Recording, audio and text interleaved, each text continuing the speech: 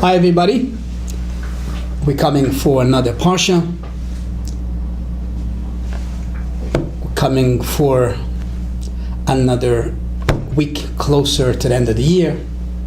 Another week in the 7 weeks of comfort, as we spoke about before, between Tisha B'Av and Rosh Hashanah.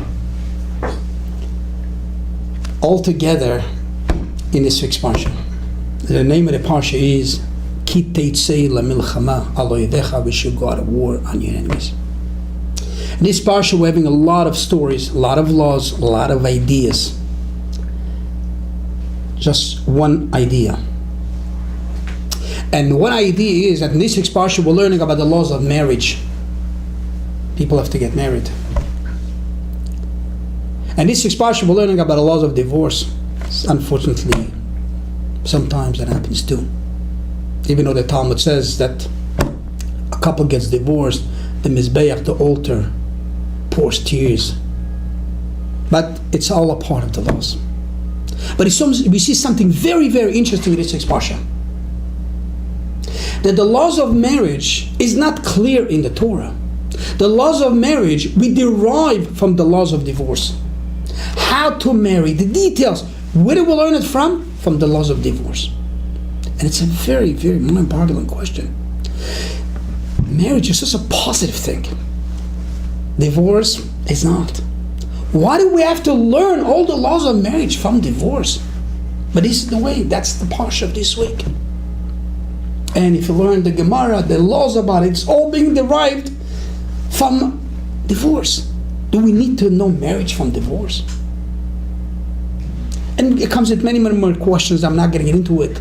Like one question, why in the Talmud also we have the laws of divorce. Messege Gittin, the tractate Gittin, comes before the tractate of Kiddushin of marriage. Wouldn't make sense, the opposite, like first divorce, then marriage. I'm sure there's many, many explanations. And very beautiful explanation, very deep explanation. What one point is the Rebbe explains us. And as we know, marriage and divorce, we have it in the physical world. Marriage is the beautiful part and divorce is the opposite, as we said before. But we have it in the depth of our life. In the depth of our life, marriage is between a Jew and Hashem. As we learned, the Matan Torah was the marriage between us and Hashem. What is divorce, for example? Is unfortunately when the temple got destroyed. The Churban, exile, that's like divorce that Hashem separates from us. It's not literally divorce because Hashem can never divorce us.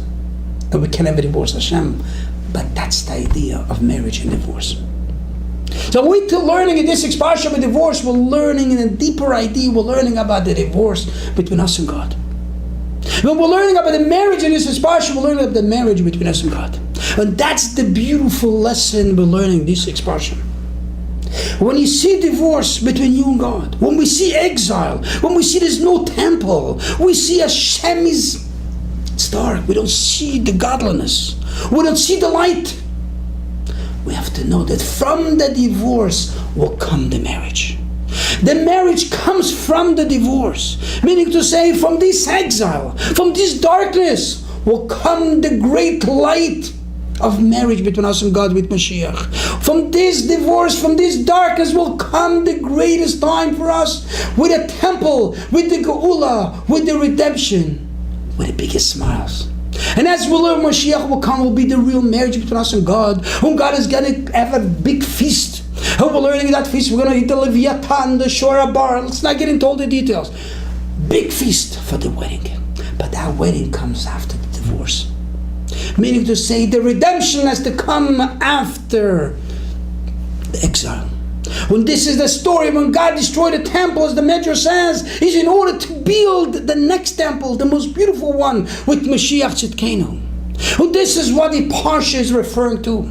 The old laws of marriage will learn from divorce. Why? Because when you see the negative of divorce, when you see the darkness, you have to know from there will come the great light. And this is related to the week of comfort, that this week we wanted the 7 weeks of comfort. Yes, unfortunately we're in exile. Yes, unfortunately God looks like separated. It's dark for. But we have to look deep inside, and this is what the Parsha tells us. Look inside the divorce. From there will come the beautiful marriage between us and God. So let's hope. Well, let's have the real comfort. And let's start being happy, because hopefully Mashiach should come this year. Oh, we'll see the real comfort, the real marriage between us and God, with Mashiach Tzidkenu leading with our Rebbe Emetz Hashem this week. Have a great Shabbos.